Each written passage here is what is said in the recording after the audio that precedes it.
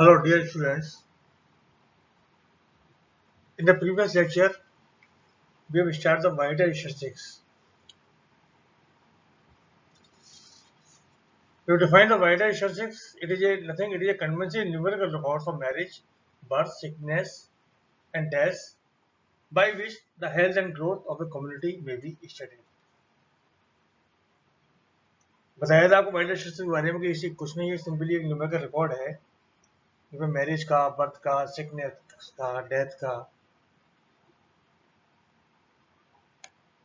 Migration का, immigration का. Then we will discuss the usefulness and method of collection. In the method of collection, we have discussed census and vital statistics register. Then after, we have discussed the rates and ratio, sex ratio. Suppose I say M upon F into 1000, what it gives? Number of males per 1000 females.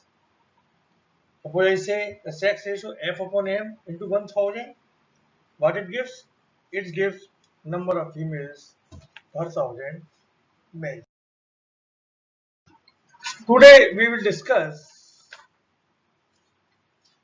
how to find the population at time t. Suppose करिए हम किसी समय पर आज हमको खुर्जा की population पता करनी है, तो हम किस तरीके से जानकारी करेंगे कि कितनी पॉपुलेशन है इस समय खुर्जा की. It is very simple.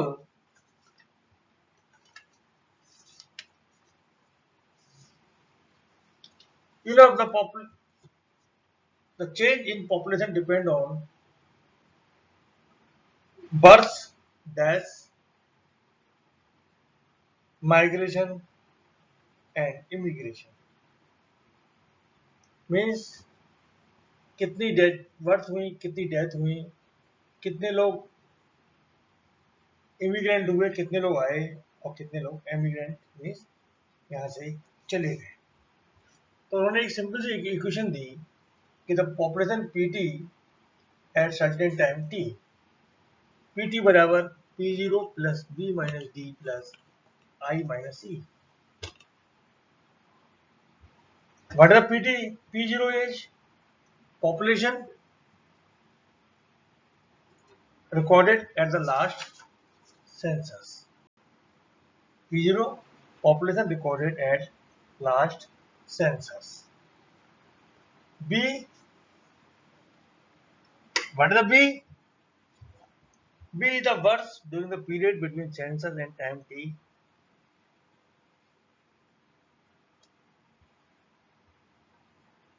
D, number of deaths during this period. I, number of immigrants at that place during the period. E, number of migrants from that place during the period.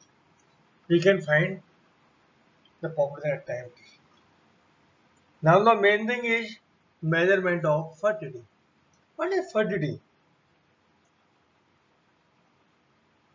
In a demography, fertility is used in relation to the actual occurrence of the birth. कितना actual birth हुआ है means that is to the live birth.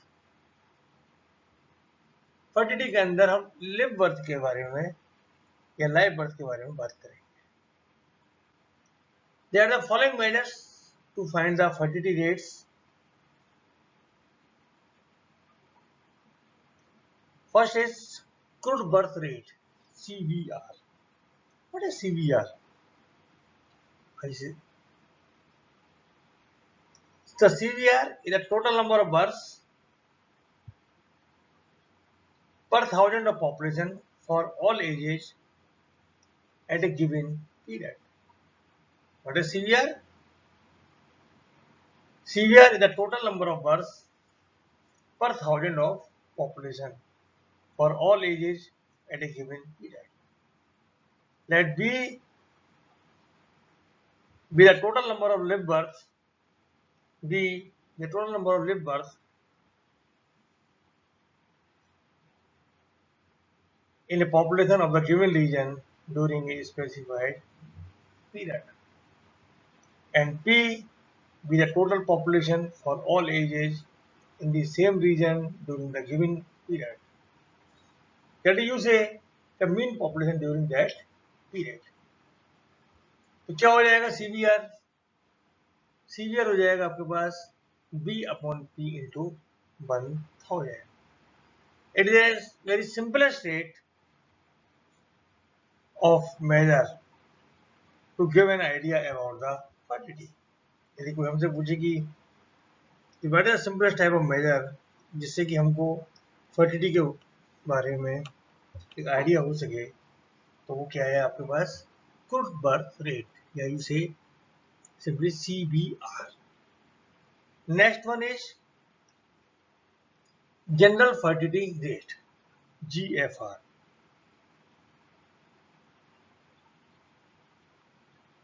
आपने देखा CBR जो है आपका वो detail major नहीं है फर्टिलिटी का, because the fertility differ from one age group to another age. Moreover, the CVR is normally affected by sex ratio, marriage ratio, migration and family planning, etc. जो CVR आपका होता है वो normally affected हो जाता है आपके पास सेक्स रेशियो से, मैरिज रेशियो से. अच्छा, the GFR is defined as the number of live births per thousand of females in the child-bearing age group. The new term is here child-bearing age group. What is child-bearing age group? The age group of 15 to 50 years for women is generally considered as the child-bearing age span या ये child-bearing age group. Child-bearing age span बोले जो women का 15 से 50 का year का जो group होता है उसमें ये माना जाता है कि वो स्टेज को क्या बोलते हैं हम child that is called child bearing age group.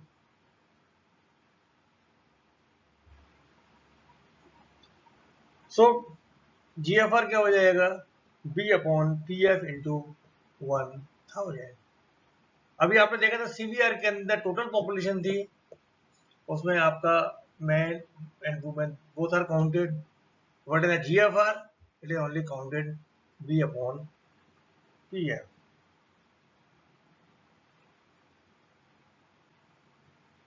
Where V is the number of live births registered during the given period. PF is the mean population of females in the child-bearing age group during the given period. PF, the mean population of females in the child-bearing age group during the given period. आप देख रहे हैं मैंने PF जो लिखा हुआ है F, आप F को ऊपर भी लिख सकते हैं और नीचे F को आप सफिक्स में लिख सकते हैं. Both are the same thing.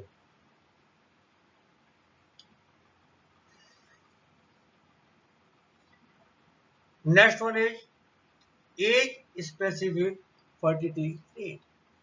You say ASFR.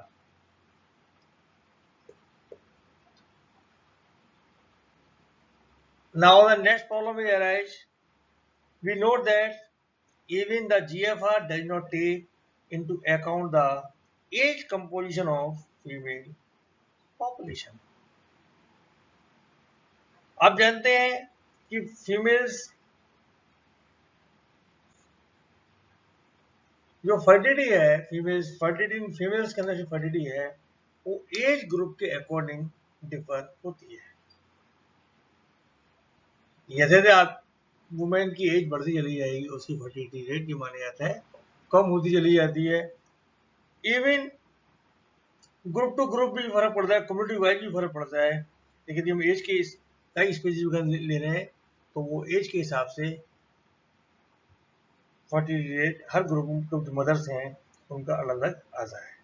Since the fertility rates in females varies from one age group to another, So we needed to compute the fertility rate for each group of the mothers. Thus इसका मतलब क्या है कि GFR need to be specified with respect to age. So we call it age specific fertility rate. The age SFR for age group X to X plus N is हो जाएगी NBX upon NPXF into 1000. What is the NBX? NBX means number of live births to females. कितनी birth हुई to the age of X to X plus N in the given area during a given period. Suppose कीजिए आप 5 साल का spun ले रहे हैं तो 15 से शुरू किया तो 15 से 20, 20 से 25, 25 30 से चलते रहेगा. And NPXF number of females of age X to X plus N in that area during the same period. ऐसा नहीं हो सकता कि आप बर्थ तो ले लें खुर्जा का और फीमेल्स का जो नंबर है वो ले लें आप बुलंदशहर का, या पीरियड चेंज कर दिया, इधर ले लें 2020 का डाटा और उधर ले लें आप 2019 का. मेरा कहने का मकसद ये है कि आपका पीरियड भी सेम रहेगा और आपका जगह भी सेम रहेगी, राइट.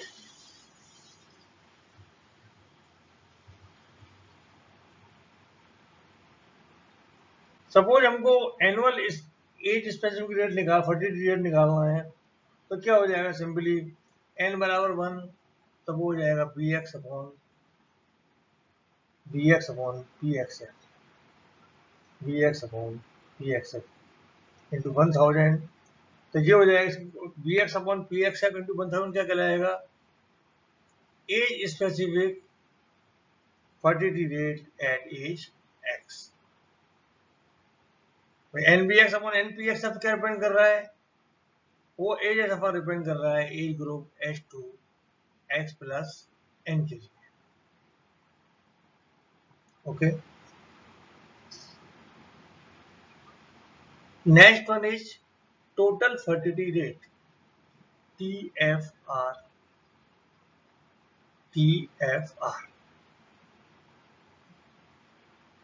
अब देखिए एज SFR से हम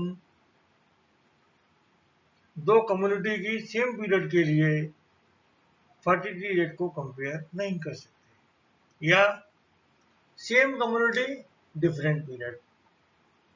यदि कम्युनिटी सेम है और पीरियड डिफरेंट है तो हम दोनों को कंपेयर नहीं कर सकते. तो उसके लिए क्या करना होगा हमको, for this purpose the age SFR are combined in a single index. तो हम एज SFR को एक सिंगल इंडेक्स में कंबाइन कर लेंगे. तो क्या हो जाएगा आपके पास, TFR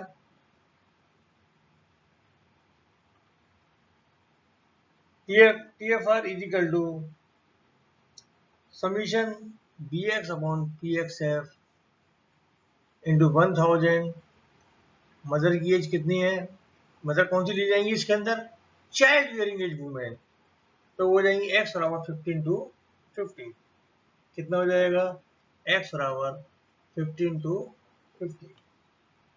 okay,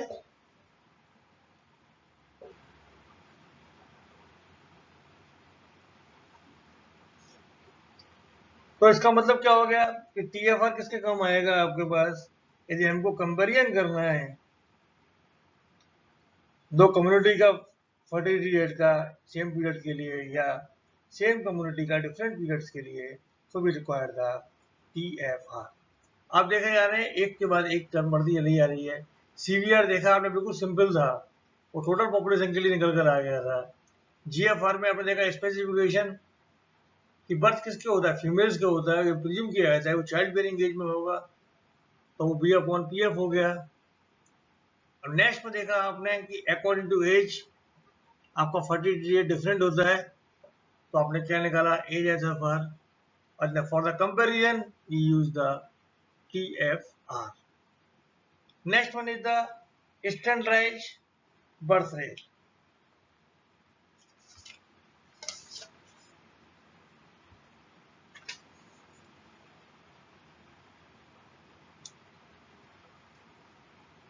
The CVR are usually not fit for comparison of fertility. CVR are not usually not fit for comparison of fertility because details of the age composition of the two population may be different.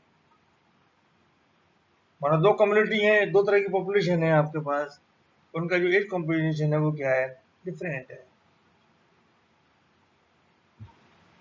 Suppose करो the identical CVR of two community, यानी जो CVR है identical आ रही है दो community के लिए, इसका ये मतलब नहीं है कि दोनों कम्युनिटी का फर्टिलिटी पैटर्न सेम है. तो इसके लिए क्या करना पड़ेगा हमको, you know, in fact the number of birth at place, but किसी जगह की प्लेस की नंबर ऑफ बर्थ किस पर डिपेंड करती हैं, number of child bearing age पे और उनकी फर्टिलिटी पे. They are the main two factors. किसी एरिया की यदि हमको नंबर ऑफ बर्थ डिपेंड करेगी, वहाँ चाइल्ड बियरिंग एज वुमेन कितनी है और कितनी उनकी फर्टिलिटी है. यदि किसी एरिया के अंदर comparatively large number of old peoples हैं एंड चिल्ड्रन हैं, और जिनकी ऐसे लोगों की संख्या ज़्यादा है, ऐसी कि जहाँ 15 साल से कम और 50 वर्ष से ज़्यादा एज के हैं, और वो जो मदर्स हैं उनका प्रोडक्टिव मदर्स का नंबर कम है, तो ऐसी स्थिति में क्या होगा, देन सीवीआर उस जो होगा उस एरिया का वो क्या होगा, कम हो जाएगा. अच्छा, if number of children per woman is greater than the area having just a reverse condition. Hence, it has been advised to compute the standardized birth rate with the help of standard population.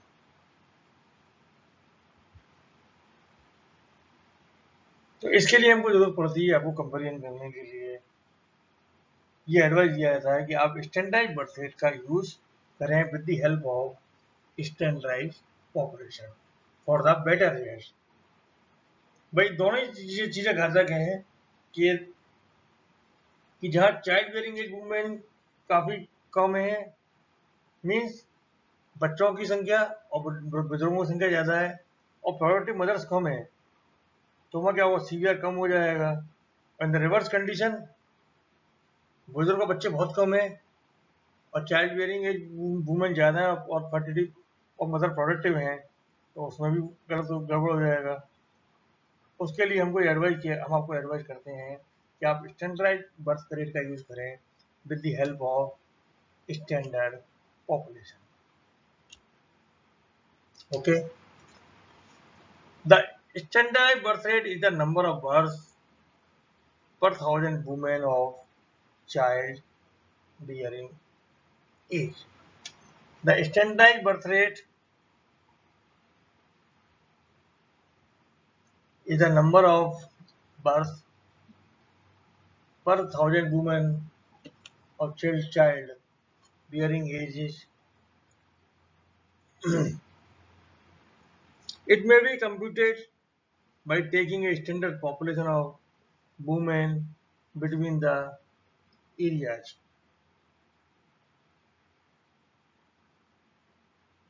of 15 to 50, given according to the same age as it is used for the specific birth rate to the area in the question. And how to calculate the standardized birth rate? Standard birth rate is total is equal to total expected births upon total standard population into 1000. Okay. And what is the expected birth in the age group X? तो क्या हो जाएगा? Age specific birth rate in region A into age specific standard population upon 1000. This is your formula. You can find it. Very simple. We will first of all we find the age specific fertility rate. Solve कर सकते हैं. हम आपको next lecture में discuss करेंगे इन सारी चीज़ों को अपना कि किस तरीके से हम इनको कैलकुलेट कर सकते हैं.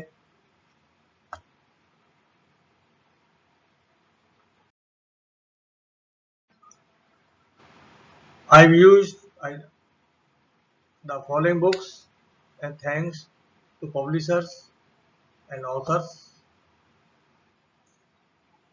You people may concern these books and other books from the library, e-library, YouTube channels, and you just prepare your notes and prepare objective questions.